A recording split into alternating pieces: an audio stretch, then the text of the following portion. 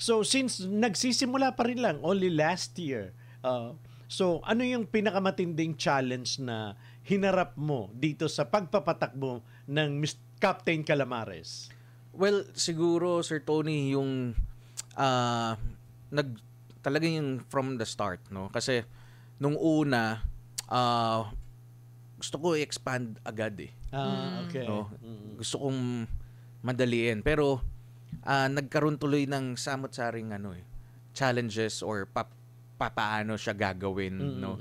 Nang iba-ibang tao na yung kausap ko, no? So ang nangyari, nag-decide po ako na hindi, let's take it Slowly but surely. Yes. Talagang kailangan sa pagnenegosyo, kailangan yung Wala daw patience mo. shortcut kailangan Yes. na Yes po. dumaan ka dun sa Yes, kasi yung una po, Sir Tony, kaya ako gustong i-expand agad para mahabol ko yung kinikita ko noon nung corporate, nasa corporate okay. world ako.